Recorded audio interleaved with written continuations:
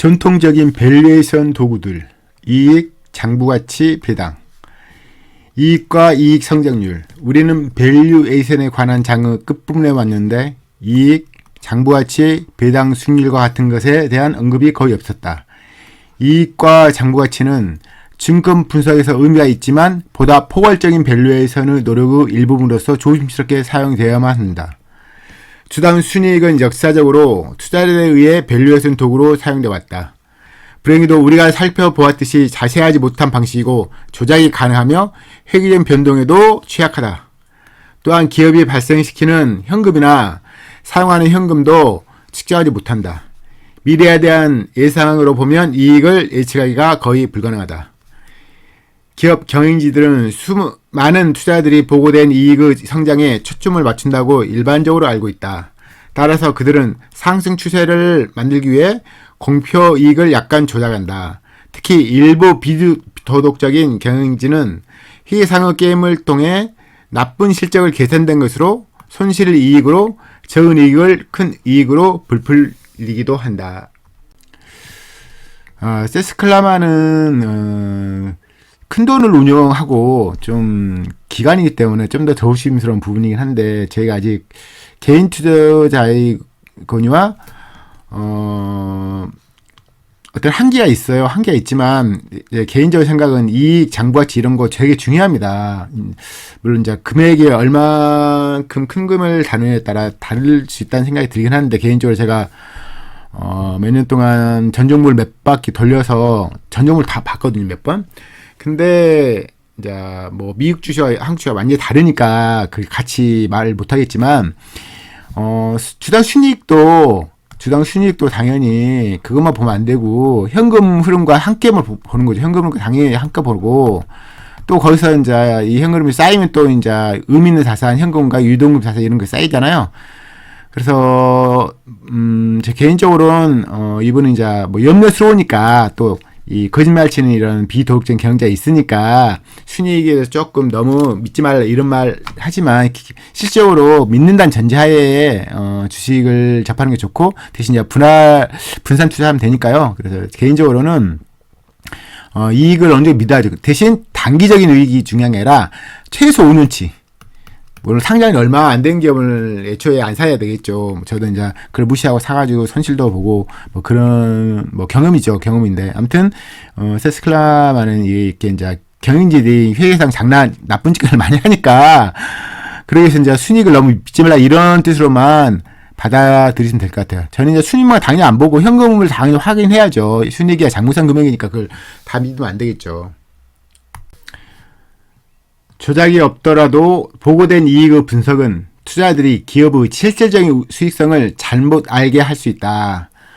현금 흐름 분석이 기업 경제성의 진실을 더 잘 드러낸다. 비경상 이익은 이익을 지속 불가능한 수준으로 부풀리기 때문에 투자자들은 이를 무시해야만 한다.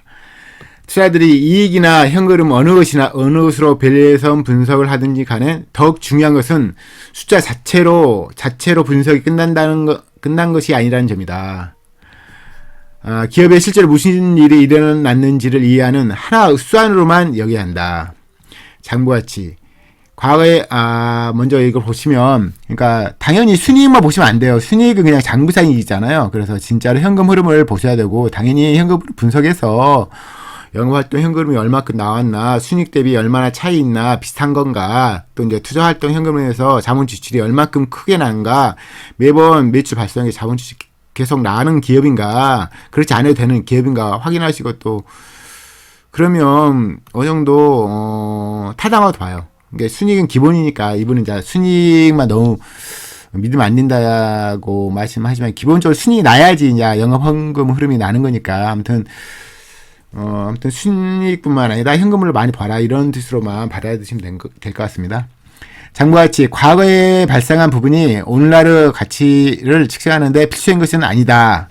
장부가치는 자산에서 부채를 차감한 주주 자본에 대한 역사적인 회계다. 때로는 역사적인 장부가치가 현재 가치에 대한 정확한 측정을 가능하게 해주지만 종종 가치에서 벗어난다. 예를 들면 매출 채권이나 고정자산의 현재 가치는 보통 기재된 가치에 가깝지만 특정 형태의 재무자산은 진보화가 빠르게 진행된다. 공장과 설비는 낡거나 진보되거나 현재 가치보다 훨씬 가치가 떨어질 것이다. 대신에 공장과 설비를 완전히 감가상각했거나 상각 역사를 가진 기업은 실제 경제 가치보다 훨씬 낮게 기재되는 가치를 가지고 있을 것이다. 장부가치 제가 강의 시간이나 뭐 예전 그 초창기 제가 유튜브 처음 시작할 때 이런 재무상태표 이야기를 했는데요. 당연히 그 따져야 돼요. 그러니까 장부가치는 이제 물론 장부상 가치지만 여기 보시면 매출 채권 같은 경우는 이래서 이제 을기업은 당연히 현금 자산보다 채권이 많죠. 각 기업에서 현금보다는 뭐 채권으로 주니까요. 그래서 이제 채권을 이제 보통 여기 보시면 채권하고 여기 매출 채권과 고정자산 현재 가치는 보통 기재된 가치가 가깝지만 특정자산 재고자산. 그러니까 특히 이제 뭐 옷이라든지 뭐 신발든지 뭐 이제 또 그 기술이 계속 필요한 신기술이 필요한 그런 기계 설비 같은 것은 실질적으로 가치가 시간이 지나면 이게 옷도 보면 나중에 재고자산 같은 경우 막 그람수로 팔잖아요. 그리고 신발도 정말 덤핑도 많이 하고, 그러니까 그런 이야기를 하는 거예요. 어떤 기업의 재고자산에 따라 그게 이제 진부화가 빠르게 진행될 수 있고, 어떤 기업은 이제 일부 석유업 파는 데는 뭐 진부화가 더디지 않죠. 오히려 뭐 기름값이 오르면 오히려 그 재고자산 가치가 커지니까요. 그래서 이제 여기 보시면 추가로 공장이나 설비 같은 건 낡거나 진부화되면서 현재값도 훨씬 가치가 떨어져요. 당연하죠. 당연한 건데 대신 감가상각을 해버리면 감가해서 비용처를 다 했는데 남아있잖아요. 남아있는 자산, 남아있는 공장 설비는 오히려 거기 이제 장부상 가치보다 클 수가 있잖아요. 그쵸? 그 이야기를 한 겁니다. 인플레이션, 기술적 변화, 규제 등의 요소도 역사적 회계, 원가 회계가 인식하지 못하는 방식으로 자산의 가치에 영향을 줄 수 있다. 예를 들면 수십 년 전에 구입해서 기업의 장부에 역사적인 원가로 규제되어 있는 부동산은 훨씬 더 가치가 클 것이다. 또 신규 원유, 정제 설비의 현재 원가는 환경 규제로 인해 훨씬 비싸지므로 오래된 설비의 희소성의 가치를 부여한다.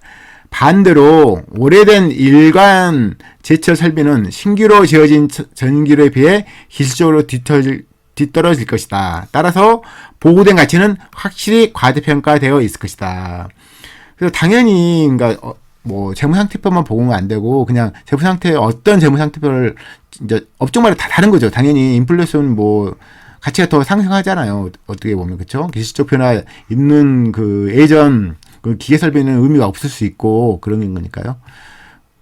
그리고 보시면 부동산 오히려 더 가치가 높아지겠죠. 물가 상승분 이상은 가치가 증가하니까요. 그리고 여기 보시면 정비, 시스, 설비 이런 것도 당연히 예전보다 더 비싸지니까 지금 차로 만들려면 오히려 희소성이 더 커지고 또 일반 제철 설비 이런 것은 오히려 이제 기술적으로 떨어지니까 가치가 좀 더 안 좋고 또 이제 보고된 가치가 확실히 과대평가된다 이런 말씀하는 게 당연한 이야기니까요. 그래서 개인적으로 그냥 퀀트 투자 이런 거 보면 퀀트 투자는 그냥 이렇게 수치만 보잖아요. 이게 말이 안 되는 거예요. 왜냐면 같은 100억이라도 가치가 다 다를 수 있어요. 재고사진도 그리고 물론 현금 자체는 똑같이 볼 수 있겠지만 재고사진은 완전히 다르고 채권도 매출 채권도 보면 완전히 다르잖아요. 그렇죠? 못 받을 수밖에 없는 그런 채권일 수도 있고 그냥 각 기업은 아무 때나 그냥 받을 수 있잖아요. 솔직히. 그렇죠? 이게 다르니까 그런 이야기 이제 분석을 해야죠. 장부상 가치가 각 뭐 재고자산이든지 뭐 기계 설비라든지 유형자산이든지 그런 거 가치를 평가를 달리 해야죠. 종목마다.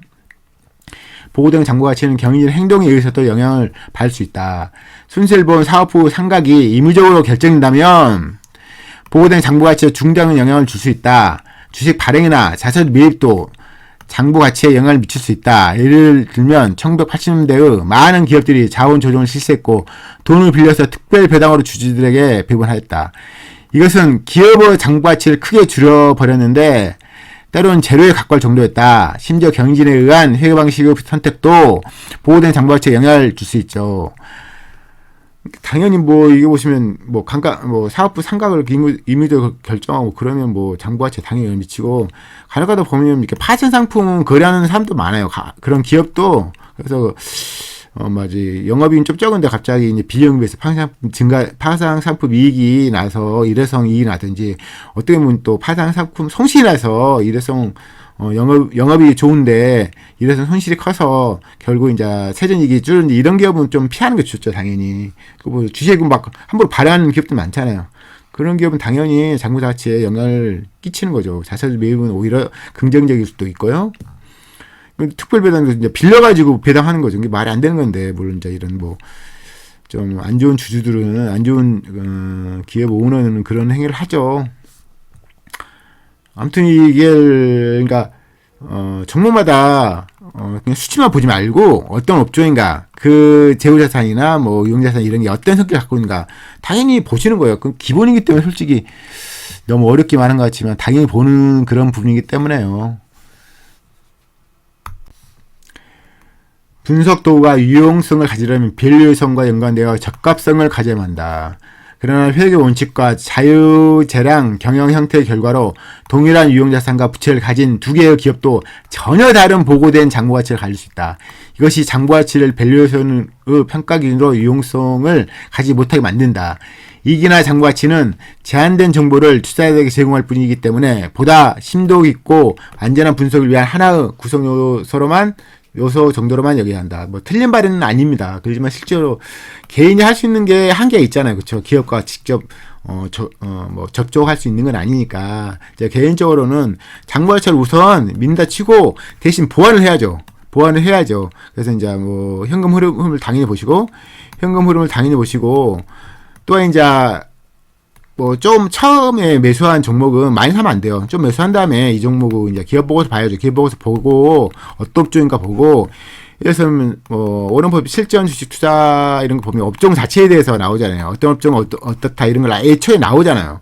그런 지식을 싼 다음에 종목을 보면 이 종목 하는 일에 보고 그냥 그 기업 보고서 다 자세히 안 읽어도 대강 알 수 있는 거죠, 솔직히. 그리고 이제 종목을 또 많이 보고 비교를 해야죠. 상대적인 비교를 해가지고 좀 더 우월한 종목을 사야 되잖아요. 그렇죠? 그래서 이제 뭐 제가 강의시간은 계속 뭐 언급하지만 신기술 필요하고 이런 업종들, 그런 매출이 급등락을 자주 하니까 주가도 당연히 급락도 많이 하고 급등도 하고 많이 하니까 가치투자자들은 이런 종목을 좀 피하는 게 좋다, 이런 말씀 드린 거고요. 그래서 좀 이게 어떻게 보면 당연한 이야기를 계속 하는데 어떻게 보면 또 어렵기도 하고, 근데 기본적으로 한번 읽어볼 필요가 있는 거예요, 이 내용을. 그래서 너무 어렵게 생각하지 마시고, 종목마다 어차피 모든 종목 살 건 아니잖아요. 그래서 자기가 평가하기 좀 적합한, 평가하기 힘든 뭐 IT 반도체 이런 걸 사는 것보다 좀 자기가 소비자도 될 수 있는 그런 업종을 사면 크게 어렵지 않습니다. 자기가 소비자니까요. 배당 수익률, 나의 배당 수익률에 대한 논의는 왜 이렇게 짧을까? 배당은 일정 시기 기업 변형의 측정치가 될 수는 있지만 역사적 유물에 불과하기 때문이다. 겨우 살아만 있는 기업들의 배당 수익률이 높게 나타나는 경우가 종종 있는데, 배당이 증가되어서가 아니라 주가가 떨어졌기 때문인 경우가 많다. 배당이 줄어들어서 주가가 떨어진 것을 두려워하는 경영진이 배당률을 유지하는 것은 회사를 더욱 어렵게 만들 뿐이다. 같은 주식들의 표면적인 높은 배당 수익률만 보고 매수한 투자자들은 훌륭한 가치를 얻을 수 없을 것이다. 오히려 조작이 심한 비참한 희생자가 될 것이다. 이러한 기업들의 높은 배당 지급은 투자된 자본의 환급이 아니라 해당 기업의 성사를 나타내는 자본의 환급이다. 이 같은 조작은 1980년대 은행들에 의해 널리 행해졌는데 주가를 높이려는 효과를 노린 것일 뿐이다. 기본적으로 제가 이제 배당 보고 지금 매매한 적이 없는데, 기본적인 생각이 그런 거예요. 배당하면 자본 총계가 증가가 더디잖아요. 우리나라 같은 경우는 대부분, 다는 아닌데 대부분 종목이 자본이 이렇게 증가한 종목이 주가 이렇게 올라가지, 자본 증가 더딘 종목은 물론 일시적으로 주가 올라갈 수 있지만 결국은 이걸 휘감으니까요. 결국 이렇게 기업가치 증가한 것보다 이렇게 기업가치 증가폭이 적은 종목은 당연히 배당 많으니까 기업 가치 증가폭이 적을 거잖아요. 그럼 결국 장기간 뭐 주가가 오르네 하지만 이런 기업보다는 기업 가치가 훨씬 더 적게 증가하기 때문에 주가 상승폭도 적어요. 대부분 그래요.